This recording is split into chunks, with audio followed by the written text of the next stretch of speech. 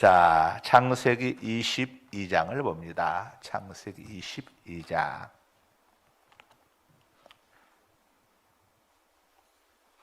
창세기 22장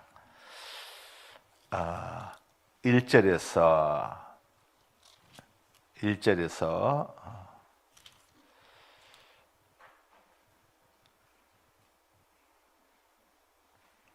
4절까지만 봉독해 주시기 바랍니다. 1절에서 4절까지. 그 이후에 하나님이 아브라함을 시험하시려고 그를 부르시되 아브라함아 하시니 그가 이르되 내가 여기 있나이다. 여호와께서 이르시되 내 아들 내 사랑하는 독자 이삭을 데리고 모리아 땅으로 가서 내가 내게 일러준 한 산 거기서 그를 번제로 드리라. 아브라함이 아침에 일찍이 일어나 나귀의 안장을 지우고 그 두 종과 그의 아들 이삭을 데리고 번제에 쓸 나무를 쪼개어 가지고 떠나 하나님이 자기에게 일러주신 곳으로 가더니 제3일에 아브라함이 눈을 들어 그 곳을 멀리 바라본지라. 아멘. 우리 건우하고 설아가 오늘 또 왔네. 아이고, 우리 건우야 설아야 지금 방학 중이니? 겨울방학? 그래서 왔구나. 오늘부터 사순절이 시작됩니다. 여러분들 사순절 아시죠? 사순절. 오늘부터 시작되는데 제가 전에도 한번 이야기했었죠. 넉사자입니다. 넉사자, 열순자, 절기절자. 사순절은 예수님께서 우리 죄를 담당하시고 갈보리 십자가에서 고난받고 죽으신 예수님의 순환과 또 죽으심을 우리가 기념하면서 경건하게 보내는 바로 절기가 사순절입니다. 그래서 사순절을 알기 위해서는 해마다 사순절은 기간이 변화가 있습니다. 달라집니다. 왜 달라지느냐? 자, 부활절이 다르기 때문에 사순절도 다르게 되는 거예요. 사순절을 알기 위해서는 우리가 부활절을 알아야죠. 부활절을 알아야 하는데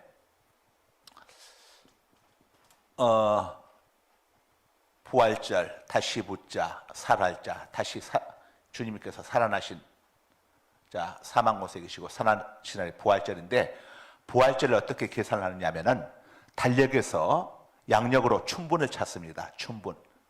춘분은 언제죠? 3월 21일이 춘분이죠. 춘분은 3월 21일. 이 춘분 달력을 딱 찾게 되면은 스마트폰에도 있을 거예요. 찾으면 밑에가 음력이 나옵니다. 금년에는 윤달이 끼었어요. 윤달이 끼어가지고 2월이 또 한 번 더 시작되는데 이 음력으로 이때 보면 음력 날짜가 나옵니다. 이 날짜부터 쭉 계산을 해가지고 만월, 달이 가득 찼다고 해서 만월이라고 하죠. 달이 가득 찬 날이 언제입니까? 보름이죠, 보름. 보름이 언제죠? 15일이죠. 그래서 15일, 춘분 지나서 15일, 만월, 보름. 춘분 지나고 만월, 보름 15일 지나서 음력으로 15일 지나가지고 가장 먼저 오는 주일이 바로 부활절입니다. 가장 먼저 오는 주일이 부활절인데 금년에는 4월 9일입니다. 4월 9일. 부활절은 4월 9일이죠. 자, 4월 9일부터 시작을 해가지고 사순절을 알기 위해서는 4월 부활절을 찾아야 합니다. 4월 9일이 부활절이에요. 이때부터 시작해가지고 거꾸로 역순으로 40일 동안. 그런데 이 40일 중에서 주일은 작은 부활절이니까 주일은 빠집니다. 주일을 제한 40일을 하게 되면은 금년 같은 경우에 오늘 2월 22일 오늘이 되죠. 항상 사순절은 수요일부터 시작됩니다. 수요일부터. 이 날을 수요일인데 제수요일이라고 합니다. 제수요일. 왜냐? 구약시대 때 죄를 뒤집었었죠. 어떤 때?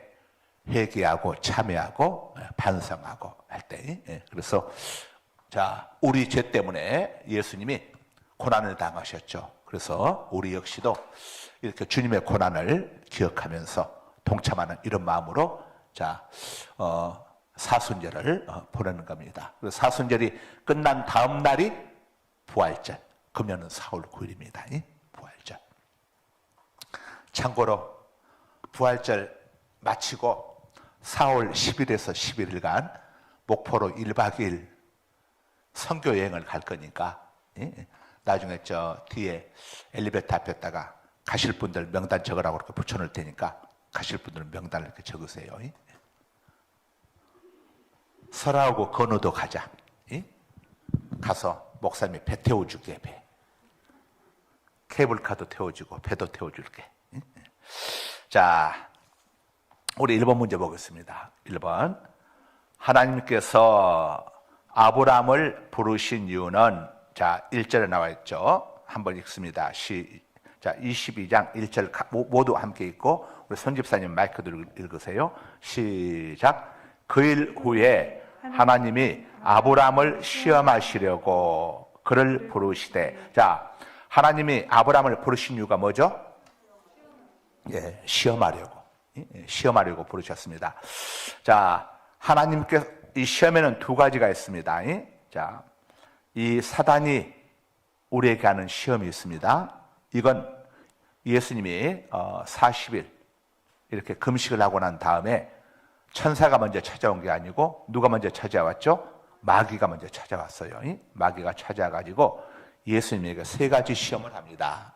마귀가 찾아와서 예수님에게 세 가지 시험을 하는데, 이때의 시험은 유혹이죠. 마귀가 하는 것은 유혹이고 하나님께서 하시는 것은 테스트입니다. 테스트. 마귀가 하는 것은 템테이션, 유혹이죠. 그리고 하나님이 하시는 것은 테스트. 자, 이 마귀가 예수님을 찾아가지고 세 가지 시험을 하는데, 하나는 첫 번째 시험은 돌로 떡덩이를 만들려고 하는 시험을 하죠. 이게 물질에 관한 시험입니다. 물질, 돈에 관한 시험이고, 첫 번째 시험. 다음에 두 번째 시험은 뭐냐면은 높은 성으로 예수님을 데리고 올라가가지고 63빌딩으로 데리고 올라가서 밑으로 띄어내봐라. 띄어내려라. 절대 안 죽는다. 천사들이 너를 딱 호위해 주어서 받아주어서 많은 사람들 앞에서 네 영광이 드러날 것이다. 명예 가는 시험이죠. 명예. 자, 명예 가는 시험이죠. 그 다음에 세 번째는 천하 만국의 영광을 다 보여주면서 내게 엎드려 경배하면은 이 모든 것을 다 주겠다고 하죠. 권력에 관한 시험입니다. 권력이. 자, 이 세 가지 시험이 오늘날도, 자, 모든 사람들이 이 세 가지 시험에 걸리게 되면은 누구고 여기서 자유하지 못하죠. 자, 이 마귀가 하는 건 시험, 템테이션, 유혹이고, 이건 우리를 멸망시키기 위해서 하는 유혹이고, 하나님께서 하시는 것은 우리의 믿음을 단련시키시고 우리에게 은혜와 복을 주시기 위해서 하는 시험인데, 이걸 테스트라고 합니다. 영어로 TS, 테스트. 우리 이찬조 장로님이 영어 박사세요. 영어 교수님이시죠. 자, 하나님께서 아브라함을 부르신 이유는 아브라함을 시험하시려고 불렀는데, 그때 이삭의 나이가 언제 몇 살 때였냐면은, 나이가 몇 살이라고는 나오지 않지만은 아브라함의 아들 이삭의 나이를 엿볼 수 있는 대목이 있습니다. 6절을 한번 같이 봅니다. 6절 시작. 아브라함이 이에 번제나무를 가져다가 그의 아들 이삭에게 지우고. 자, 이삭이 나무를 짊어졌다는 거죠. 높은 산을 올라가면서 이삭이 나무를 짊어졌다고 하는 것은 어린이는 아니라는 거죠. 그래서 보통 17, 8세 이렇게 10대 후반, 또는 뭐 정확한 나이는 나오고 있지 않지만 10대 후반이나 또 20대 초반으로 아마 이렇게 볼 수가 있겠죠. 아까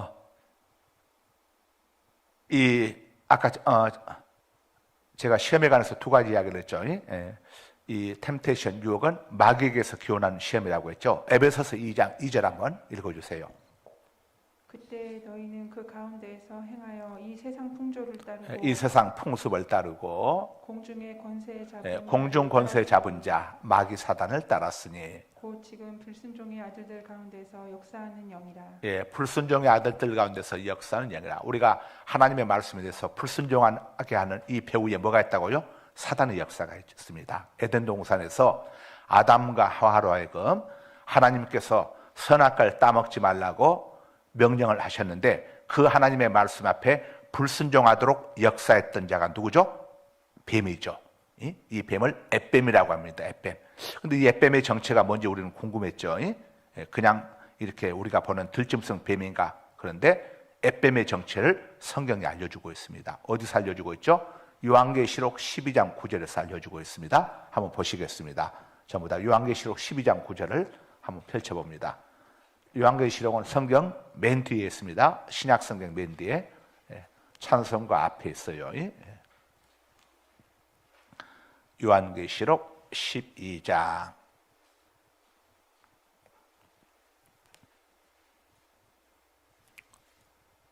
자, 요한계시록 12장 9절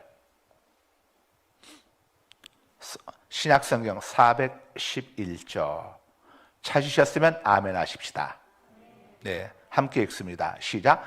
큰 용이 내쫓기니 앳뱀 곧 마귀라고도 하고 사탄이라고도 하며 온 천하를 꿰는 자라. 자, 이 앳뱀이 누구라는 겁니까? 마귀. 다른 말로 사탄. 예. 자, 이 앳뱀의 특징이 뭐라고요? 온 천하를 꿰는 자, 속이는 자, 거짓말하는 자. 그래서 마귀 사탄을 거짓의 아비라고 이야기합니다. 요한복음 6장 44절에 보게 되면은 마귀는 거짓의 아비라고 성경이 이렇게 이야기하고 있습니다. 그러니까 거짓말은 누구에게서 나오는 거라고요? 마귀 사탄. 마귀 사탄은 어떤 자라고요? 우리를 속이는 자. 다시 말하면 하나님의 말씀 앞에 대해서 불순종하도록 우리를 꿰고 속이는 자. 이게 마귀. 에덴에서 앳뱀이 아담과 하와를 속였는데 그 앳뱀의 정체가 누구라는 겁니까? 마귀 사탄. 그럼 왜 뱀은 마귀 사탄이 아닌 뱀은 저주를 받아서 배로 이렇게 기어다니는 이런 저주를 받았느냐? 마귀의 통로가 되었기 때문에. 그래서 우리는 사단의 통로가 되면 안 되는 거죠. 마귀의 통로가 되면 안 되는 겁니다. 우리는 사단의 통로가 되지 말고 주님의 선한 통로가 되어야죠. 여러분들 절대 마귀의 도구로 쓰임받으면 안 됩니다. 누구의 도구로 우리는 쓰임받아야죠? 주님의 선한 도구로 쓰임을 받아야 했어요. 다니엘서 1장에 보게 되면은 이 남유다에서 소년들을 잡아간 바벨론 왕 느부갓네살이 그 나라 바벨론 신이 있어요. 바벨론이 섬기는 신. 그들의 섬기는 신의 이름을 바루둑이라고 합니다. 바루둑. 바둑이가 아니고 바루둑. 예. 바루둑이라고 하는 신. 존재하지도 않아. 없는 신을 자기들이 만들어낸 신이에요.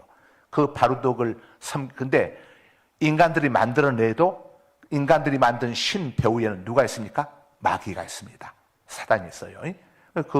거기에다가 바쳐진 재물을 이 남유다에서 잡아온 소년들에게 다 매일같이 먹도록 합니다. 진미와 포도주를. 그런데 이 다니엘이 우상에게 바쳐진 재물을 안 먹겠다고 해가지고 앞장을 서요. 여기에 이제 다니엘의 세 친구 사드락과 메삭과 아베느고가 함께 합세를 하죠. 동조하죠. 그랬더니 하나님께서 그 네 사람에게 복을 주셨어요. 우리가 하나님을 기쁘시게 하는 일에 헌신하게 되면은 하나님이 복을 주십니다. 그래서 이 네 소년들에게 가장 필요한 건 뭐겠습니까? 공부하는 소년들이니까 지혜가 있어야죠. 그래서 다른 사람들보다 10배나 뛰어난 지혜를 주셨어. 우리 건우하고 설아도 하나님 저에게 지혜를 주세요. 저도 다니엘처럼 지혜를 갖고 싶어요 하고 우리 설아하고 건우도 기도하세요. 하나님 앞에 하나님 저에게도 다니엘 같은 지혜를 주세요. 그래서 하나님이 지혜를 주시면 공부도 잘할 수 있게 되지. 하나님께 지혜를 받게 되면. 자, 그래서 지혜를 주면서 맨 앞장을 섰던 다니엘에게는 어떻게 했습니까? 꿈과 몽조와 이상을 깨달아는 능력. 다른 사람이 꿈을 꿨어. 그 사람이 무슨 꿈을 꿨는데 선선이 집사님이 어젯밤에 꿈을 꿨는데 너무도 꿈속에서 생생해서 잊을 수가 없는데 생각이 나지가 않아. 그런데 선선이 집사님이 무슨 꿈을 꾸었는지 그 꿈이 무엇을 의미하는지 이걸 아는 능력을 다니엘에게 주셨어.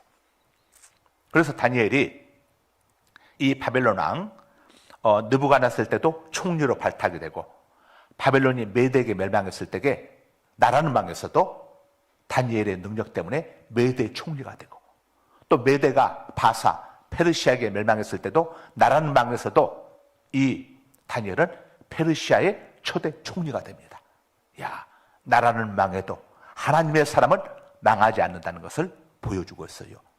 다니엘이 하나님을 이렇게 신실하게 섬기고 하나님의 선한 통로로 쓰임받았기 때문에, 그래서 여러분들 하나님의 선한 통로로 쓰임받아야 합니다. 예. 자, 이제 시험은 마귀로부터 온 거라고 이야기했습니다. 인간을 타락하게 하기 위해서 유혹하는 게 템테이션이죠. 그 다음에 다른 하나는 하나님께서 하시는 시험인데, 이건 테스트입니다.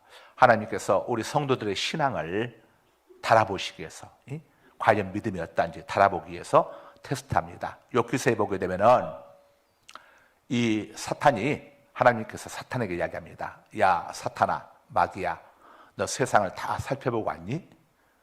우리가 생각할 때는 하나님이 어떻게 사탄을 상대하실까 싶은데, 하나님은 모든 것들을 컨트롤하십니다. 페르시아 왕 고레스가 모든 나라를 얻을 수 있도록 역사하시는 분도 하나님이시고, 또 바벨론 왕 느부갓네살이 바벨론 대제국을 얻을 수 있도록 역사하신 분도 하나님이시고, 하나님은 모든 것을 컨트롤하시는 거예요. 그래서 하나님의 섭리 가운데 이끌어 가셔. 그래서 우리는 기도할 때에 하나님 이렇게 해주세요, 저렇게 해주세요, 내가 생각할 때에 이것이 옳다고 하는 이런 방향으로 가는 게 아니라, 성경은 우리가 하나님의 뜻을 알아서 하나님의 뜻에 맞춰가기를 원하고 있어요. 이런 사람이 지혜로운 사람이고 이런 사람이 실패하지 않습니다. 우리 송 목사님이 그동안 에레미야 금요일날 에레미야 강해를 쭉 해왔잖아요. 에레미야 강해할 때 여러분들 뭘 느꼈습니까? 에레미야가 사역하던 때 바벨론이 남유다를 침공해 왔어요. 그러니까 남유다에게 있어서는 바벨론이 적이 아닙니까? 적. 모두가 하나가 되어서 적인 바벨론과 싸워야 하는데, 하나님이 에레미야에게 어떤 메시지를 주냐면은 바벨론과 싸우지 말아라, 사이좋게 바벨론에게 항복해라. 그러니까 이 남유다의 왕과 신하들이 난리가 난 거예요. 에레미야를 향해서 너는 저들과 내통했느냐? 너는 저들의 첩자냐? 간첩이냐? 저들과 싸워야지 무슨 저들에게 항복하라고 하느냐? 이놈 간첩이네, 이제 보니까 첩자네. 그러는데 하나님이 에레미야에게 주신 말씀이 항복하라는 거예요. 너희가 항복하면 죽지 않는다, 살게 된다, 나중에 다시 예루살렘으로 돌아오게 될 것이다. 그리고 너희가 포로로 붙잡혀 가도 포로 성소에 들어가는 것이 아니다. 바벨론 땅에서, 바벨론 땅 그발 강가에서 너희들이 농사짓고 또 장사도 하면서 너희들이 지낼 수 있을 것이다. 아들, 딸도 많이 낳아가지고 장가도 보내고 시집도 보내고 재산도 축적하고 너희들 그렇게 해라. 그러고 난 다음에 때가 되면 내가 다시 이곳으로 너희들 데리고 올 것이다. 이렇게 알려주었어요. 그런데 하나님의 뜻은 남유다가 항복하는 건데, 그 당시에 남유다 왕과 신하들은 이 하나님의 뜻을 모르다 보니까 하나님의 뜻이 어떻게 항복하는 게 하나님의 뜻이 될 수가 있느냐, 이방인들에게 선민이 항복하는 게 어떻게 하나님의 뜻이 될 수가 있느냐, 이건 말이 안 된다. 그래가지고 에레미야를 감옥 속에 가두게 된 거죠. 그리고 고집 부리던 시드기야 왕은 두 눈이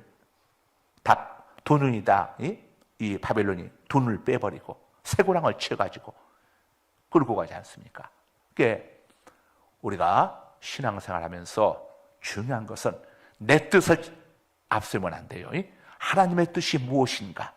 기도할 때에 가장 중요한 것은 하나님 이렇게 해주세요가 아니라 하나님의 뜻을 알게 해주세요. 예수님이 겟세마네 동산에서 하나님, 이 죄의 잔을 마시려니까, 이 온 인류의 죄악이 가득 찼는 그 더러운 잔을 마시려니 얼마나 고통스럽겠습니까? 이 고난의 쓴 잔을 내가 마셔야 합니까? 할 수만 있다면 좀 피하게 해주십시오라고 기도했지만은 나중에는 어떻게 기도를 바꿉니까? 아버지의 뜻대로 하옵소서, 이렇게 바꾸잖아요. 기도할 때에 가장 하나님의 응답을 빨리 받을 수 있고 실수하지 않는 기도를 하려면은 내 뜻을 고집하면 안 됩니다. 하나님의 뜻을 깨닫게 해 주옵소서. 하나님의 뜻을 깨닫고 하나님의 뜻에 순종하게 해 주옵소서. 이렇게 기도하는 것이 지혜로운, 이게 하나님이 기뻐하시는 기도 방법입니다. 여러분들 기도할 때 우리는 막 억지 부르잖아요. 하나님 이렇게 합니다. 그런데 하나님의 뜻은 그렇지가 않아. 하나님의 뜻을 알기를 원합니다.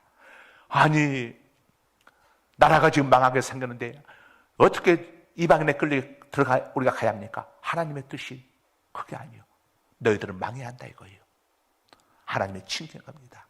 너희가 지난 세월 동안 70년에 해당하는 이 날을 너희들이 하나님 앞에서 안식년을 지키지 않았어. 그들이 도둑질해 먹었어. 안식년을 7년마다 안식년을 지키라고 했는데 그들이 안식년을 도둑질해 먹은 거야.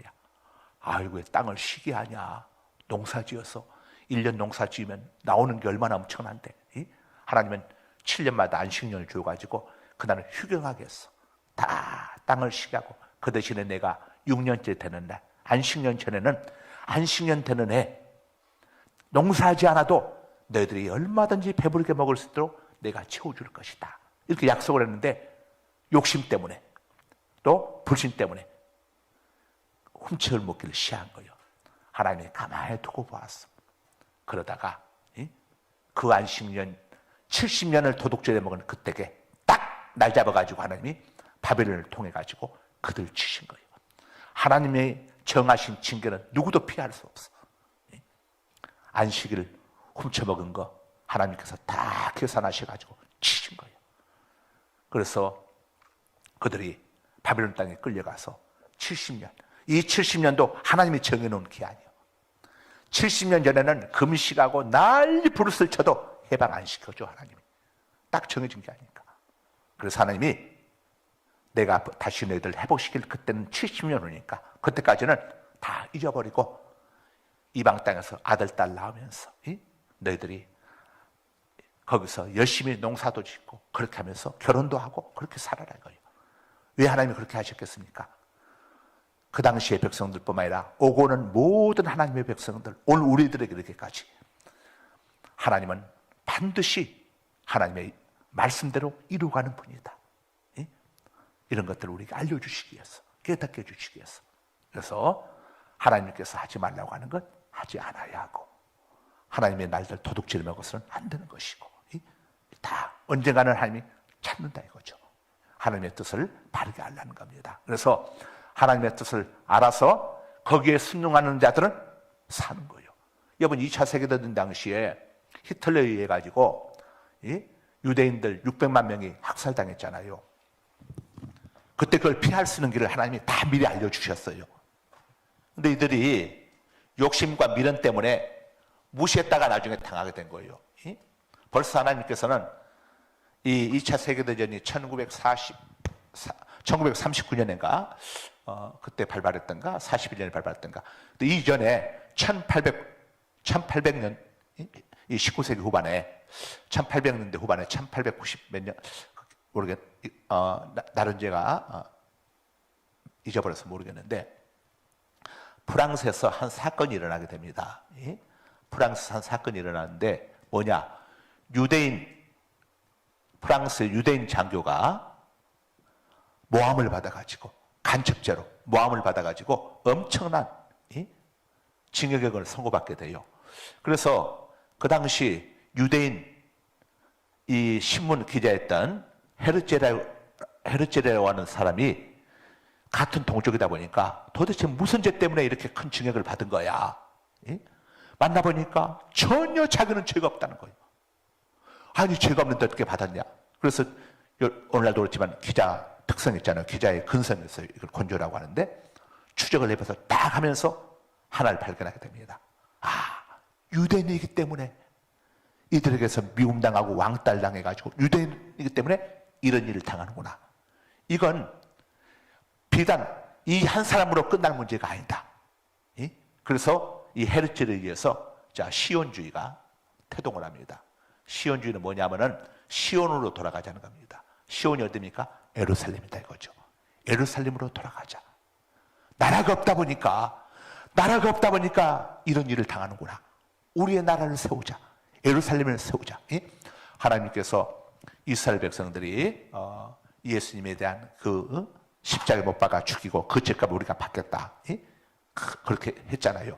그들이 선언한 그대로 이제 AD 70년에 로마 장군 디도에 의해 가지고 예루살렘 성이 무너지면서 이스라엘 역사가 끝나게 되죠. 그로부터 2000년 후에 나라가 다시 이제 세워지게 되는데 그 태동이 여기서부터 하나님이 사인을 주는 겁니다. 그때로부터 이 유럽에서 어떤 일들이 벌어지느냐? 유대인은 스크루지, 유대인들이 굉장히 근검 전략 정신이 강합니다. 돈을 소중히 여기고 물질을 소중히 여기고 이런 것들을 매도하는 거예요. 나쁜 쪽으로. 유대인들은 막 스크루지, 이 수전노들 하면서 막 유대인들에 대한 미움이 유럽 전역에서 일어나게 돼요. 히틀러 때에 사람을 죽였지만은 그 이전부터 유대인들에 대한 미움들이 곳곳에서 감지가 됩니다. 그래서 헤르첼이 시온주의를 부르면서 우리는 예루살렘으로 돌아가야 한다. 시온으로 돌아가야 한다. 우리나라를 세워야지. 세우지 않게 되면은 앞으로 더 큰 일들이 당할 수도 있다.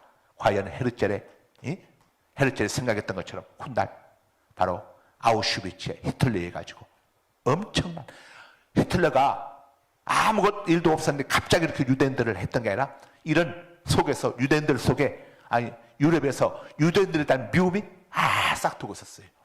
우리 돈들 다 헤쳐먹는다. 유대인들 이것들이. 그래서 그때 유대인들 중에서 그때 그래 시온으로 돌아가자고 빨리 돌아온 사람들은 이 2차 세계대전 때 히틀러에서 이런 피해를 안 당했어요. 그러나 내가 모아놓은 땅 이런 것들에 대한 미련을 버리지 못해가지고 남아있던 사람들은 결국 많은 어려움과 고통을 당해야 했죠. 예. 하나님께서는 항상 우리가 하나님의 뜻을 발견해서 이제는 예루살렘으로 돌아가는 것, 시온으로 돌아가는 것이 하나님의 뜻이구나 하고 깨닫고 빨리 돌아오는 사람들은 아무 문제가 없었어. 그러나 하나님의 뜻보다 자기 어떤 앞에 있는 것들에 대한 눈앞의 욕심들 여기에 있던 사람들이 나중에 이제 이런 600만 그 학살 속에 이제 학살당하게 되죠. 그래서 이런 것들 통해서 우리가 자 내가 무엇이든지 기도하면 하나님은 다 들어주실 거야. 이건 조금 성경적으로 봤을 때 조금 무리가 있는 이런 신앙입니다.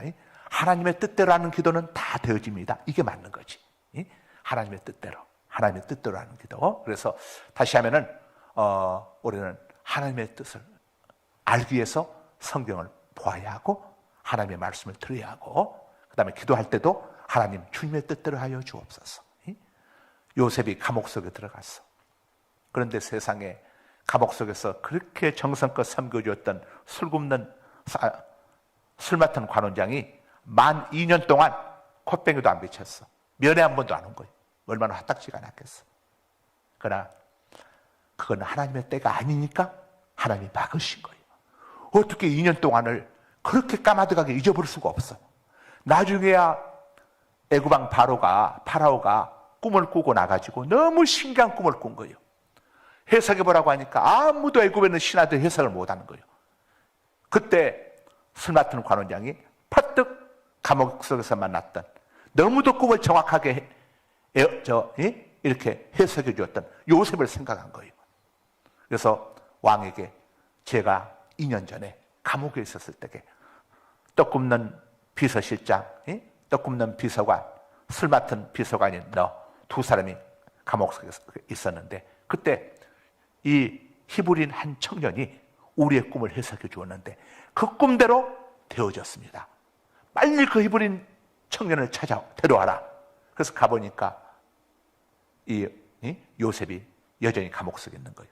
만약에 미리 감옥 속에서 나가버렸으면 휴대폰도 없는데 어디서 찾겠어?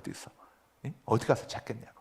하나님이 딱 감옥 속에 있다가 우리가 생각할 때는 감옥 속에 억울하게 붙잡혀 있는 것 같았지만은 하나님이 요셉을 위해서 어디 가지 못하도록 거기에다가 딱 거기에다가 보여두고 있었던 거예요. 그래서 요셉이 일량 억울한 죄수에서 애굽의 총리로 하루아침에 발탁되는 거예요. 당시의 왕은 절대 권력을 가지고 있기 때문에 죄수라도 왕이 필요하면 총리로 그런 시대. 자, 그래서 이 요셉이 총리가 되잖아요. 그래서 자기 아버지와 자기 가족들 70명을 가나안으로부터 데리고 와가지고 거기서 애굽의 보호 아래, 그들은 전쟁에 가는 걱정이 없는 거예요. 애굽의 가장 강대국인 애굽의 보호 아래 있으니까. 그리고 더구나 고센 지역에서 마음껏 목축을 하면서 그 70명이 430년 만에 수백만 명이 200만 명이 넘는 하나 바닷가의 모래알 같은 하늘의 뭇별 같은 그런 민족으로 하나님께서 그들에게는 보니까 성경에서 보니까 질병도 없었던 것 같아. 그들이 뭐 병 때문에 죽었다는 것도, 그 430년 만에 그 수가 됐다는 것은 질병 때문에 죽은 자가 하나도 없었다는 것이지. 질병도 누가 막아주신 거예요? 나는 너희를 치료하는 여호와니라. 하나님이 막아주신 거예요. 하나님이 보여주신 거예요. 그래서 요셉이 감옥 속에 들어갈 때 인간적인 생각으로는 빨리 빠져나가고 싶었겠지만 그곳에서 하나님, 주님의 뜻대로 하옵소서. 주님이 이곳에서 계속 제가 머무르는 것이 주님의 뜻이라면 제가 기꺼이 머물겠습니다. 아마 성경에 기록되지 않았겠지만 요셉은 이런 마음을 가지고 그 안에서 인내하면서 기다렸겠죠. 그렇지 않았으면 요셉은 감옥 속에서 그냥 정신이 이상해져 버렸겠죠. 아무리 꿈의 명을 잘해도 사람 이상해지면 아이고 데려올 수 있겠어요? 요셉에게는 그런 믿음이 있었던 거죠. 그러니까 우리는 하나님의 뜻을, 주님 오늘 또 하나님의 뜻을 알게 하여 주옵소서. 하나님의 뜻을 아는 방법이 뭡니까? 하나님의 말씀을 들으면서 하나님의 뜻을 발견하겠어요. 항상 소통이 중요하죠. 소통이 없게 되면 오해하게 돼. 부부간에서 소통이 없다 보게 되면 아무것도 아닌 일 가지고 오해를 하게 돼.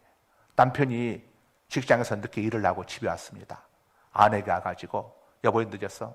그냥 일이 있다 보니까 늦었어. 어떤 일인데? 몰라도 돼. 이렇게 자꾸 하다 보게 되면 아내가 의심을 갖게 돼. 내가 지금 이런 일들을 지금 하고 있는데 이런 일 때문에 지금 좀 늦을 것 같아. 이렇게 해서 정확히 알게 되면 오해를 안 하게 되는데 소통이 없다고 하면 오해를 하잖아요. 그래서 서로 친밀한 사이에서는 오해할 일이 거의 없어요. 그런데 그리고 어떤 것을 정확히 설명을 해주면 오해가 없는데 설명이 없이 하다 보게 되면 항상 오해가 생기게 되잖아요. 오해하는 거예요. 자, 그래서 늘 하나님과 소통을 해야 합니다. 하나님과 소통하는 게 뭡니까? 예배죠. 기도죠. 말씀을 듣는 거죠. 우리가 기도하는 건 내가 하나님께 요구하고 싶은 것만 요구하게 되죠. 그런데 설교를 듣게 되면, 말씀을 듣게 되면 하나님의 메시지를 듣게 되는 거예요. 오늘 여러분이 제가 하는 이 메시지를 들으면서 오늘 본문과는 전혀 상관없는 이야기들도 많이 나왔는데 이런 속에 여러분들이 궁금했던 메시지들이 다 담겨 있는 거예요. 그렇겠구나 하는 이런 마음이 여러분에게 듣는 가운데 그렇겠구나 하는 마음이 왔다면 그게 여러분에게 준 하나님 응답인 거예요. 응답. 자, 아브라함을 시험하시기 위해서 불렀습니다. 그것은 아브라함의 신앙을 테스트해보기 위해서. 왜 테스트해봅니까? 더 큰 복을 주시기 위해서. 테스트해보기 위해서. 진짜 아브라함 네가 나를 사랑하느냐. 하나님이 아브라함에게 요구하신 시험이 뭐였습니까? 자, 2번입니다. 2번 문제 띄워주세요. 함께 읽습니다. 시작. 여호와께서 아브라함에게 요구하신 내용은 2절입니다. 2절 시작. 여호와께서 이르시되 내 아들 내 사랑하는 독자 이삭을 데리고 모리아 땅으로 가서 내가 내게 일러준 한 산 거기서 그를 번제로 드리라. 자, 답 적습니다. 답 띄워주세요. 보고 적으세요. 독자 이삭을, 더 정확히 하자면은 사랑하는 독자 이삭을 하나님께 번제로 드리라고 하셨다. 이게 하나님께서 아브라함에게 요구하신 내용입니다. 자, 하나님이 요구하신 내용은 그대로 행해야 합니다. 아브라함이 이삭 그냥 하나님 다 같은 아들인데 이스마엘로 바꿔 사겠습니다만 안 되는 거예요. 안 되는 거예요. 독자 이삭을 하나님께 번제로 드리라고 하셨다. 자, 힘든 일 시키면 목사님 저 말고 저 김 집사가 시간이 많은 것 같아요. 김 집사 시키세요. 이런 분들이 있어요. 이렇게 하면 안 되는 거예요. 나한테 한 것은 하나님이 내게 뭔가 복을 주시기 위해서 하나님이 그러시는 것 같다. 이게 이제 믿음이죠. 믿음. 그래서 믿음은 하나님 말씀에 대한 순종과 함께 적으세요. 믿음은 하나님 말씀에 대한 순종과 함께 주어진 상황에 대한 순종이다. 이렇게 적으세요. 믿음 좋은 사람은 그 말이에요. 믿음 좋은 사람은 하나님 말씀에 대해 순종하고 주어진 상황에 대해 순종하는 사람이다. 여러분이 지금 예배를 마치고 밖에 나가는데 여러분 주차한 차 앞에 갑자기 차 한 대가 지금 어떤 차가 서 있어가지고 빠져나가지 못할 상황이 되었다. 그러면은 하나님이 급하게 가지 말라고 막으시는 거예요. 그렇게 열리지 마시고 앞에 있는 분 전화해가지고 올 때까지 그냥 편안하게 계시다가 여러분 사고는요 1초 사이에 깜박한 사이에 나는 거예요. 한순간 사고가 나거든요. 한순간 사고. 하나님이 막아주시려고 그러는구나. 이렇게 생각하시면 되는 겁니다. 이게 믿음의 사람의 모습이에요. 자, 독자 이삭을 하나님께 번제로 드리라고 하셨다. 자, 하나님이 내 아들, 내 사랑하는 독자 이삭 딱 이렇게 집어서 지금 이야기하고 있습니다. 짐승이 아니에요. 내 아들. 아이고 하나님, 번제는 짐승을 번제로 드리는 거 아닙니까? 그래, 자, 그게 아니라 하나님은 네 아들, 남의 아들이 아닙니다. 네 아들. 자, 아들은 누구죠? 사람이죠, 사람. 하나님의 피조물 중에서 가장 고귀한 게 뭡니까? 고귀한 피조물이 사람이죠. 우리 사람. 자, 그 다음에 네 사랑하는 독자 이삭이라고 했습니다. 사람 중에서도 누구? 네가 백세에 낳은 이 세상 무엇과도 바꿀 수 없는 네 아들, 네 아들 이야기하는 겁니다. 네 아들, 네 독자. 그러니까 하나님은 우리를 테스트하실 때에 가장 귀한 것을 우리에게 요구합니다. 이게 헌신이죠. 동정은 헌신과 동정의 차이가 뭡니까? 헌신은 가장 귀한 것을 바치는 게 헌신이고, 동정은 쓰고 남은 것을 바치는 게 동정입니다. 그래서 여러분이 예를 들어서 여러분의 목사가 아이고 집사님 새벽기도 좀 나오세요. 그럼 자면서 그러면 그럴 때 여러분이 새벽잠 힘든데 나중에 휴가 때나 안 바쁠 때 나올게요. 그러면 이건 동정이에요. 하나님은 우리에게 동정을 원하시는 분이 아니죠. 헌신을 요구합니다. 왜냐? 하나님이 가장 귀하신 독생자를 우리에게 주셨기 때문에. 아셨죠? 그래서 하나님은 헌신을 받으십니다. 동정, 쓰고 남은 거 안 받아요. 헌신을 하나님이 기뻐 받으시는 우리 헌신입니다. 헌신. 동정이 아닙니다. 그래서 가장 귀한 걸, 정말 너무너무 아까운 것. 이번 독자의 사기 얼마나 아까웁니까? 100세 얻었어. 이제 더 이런 아들 낳을 수 있다는 포장도 없는 거예요.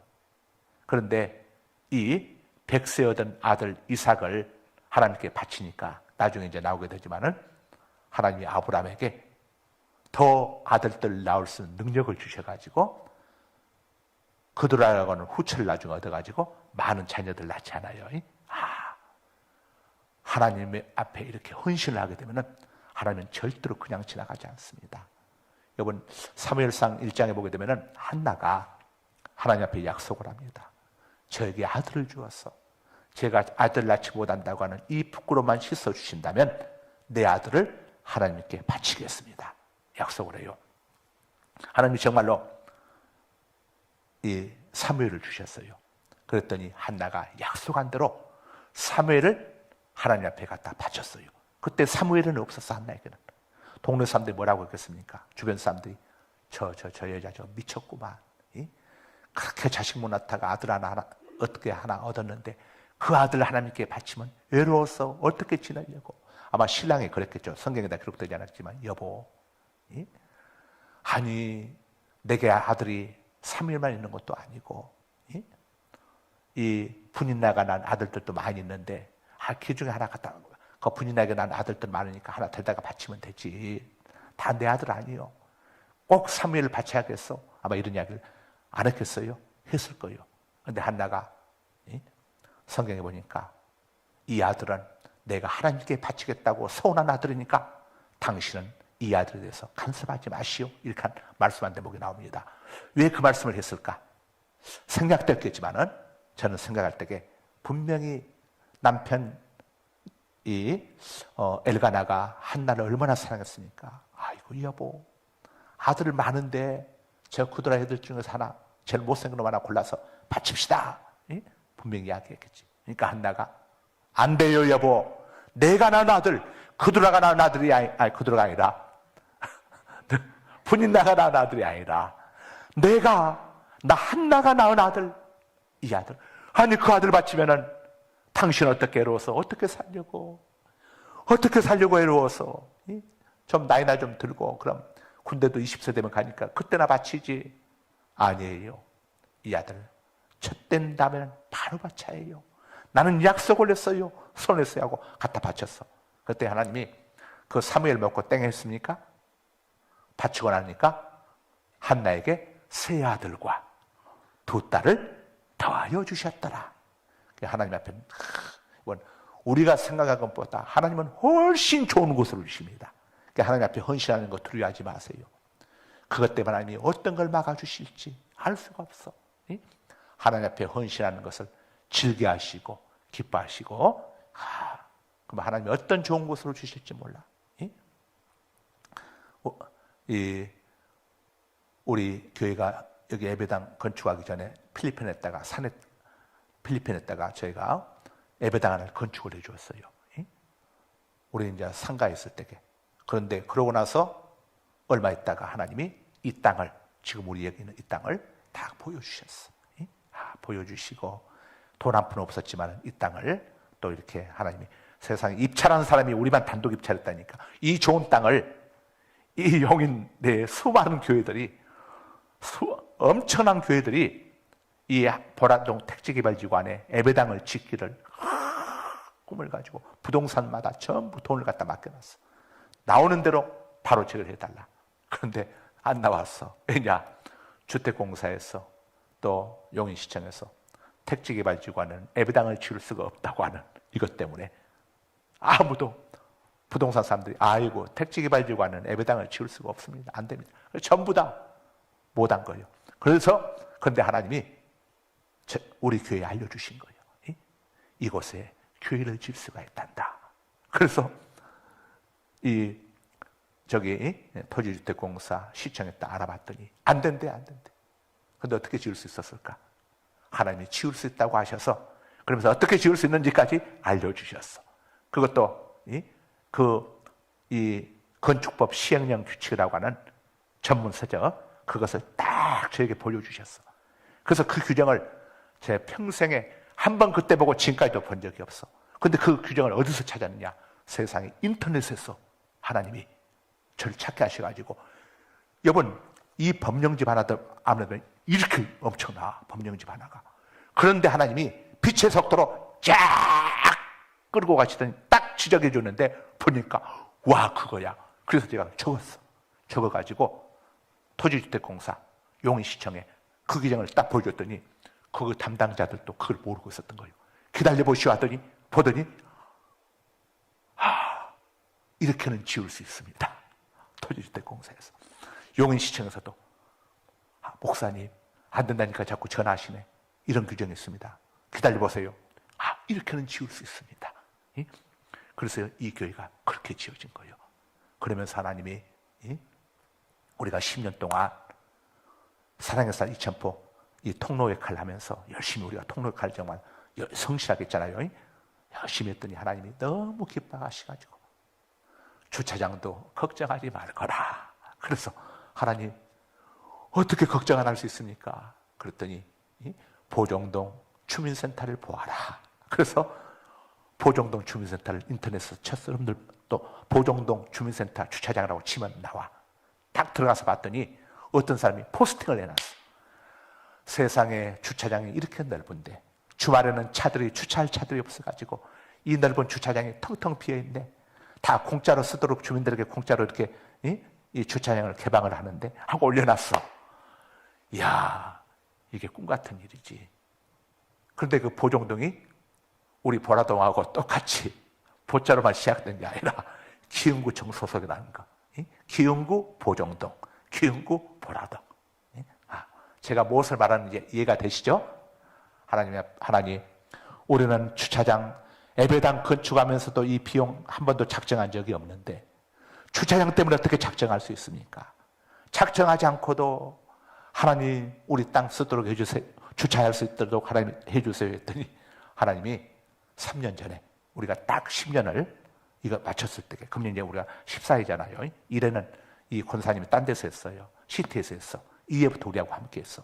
그러니까 딱 3년 전에 10년째 딱 들고 난 다음에 새벽에 기도를 하는데 하나님이 저한테 그동안 10년 동안 사랑했어 2,000부 때문에 너희 교회가 수고 많이 했다.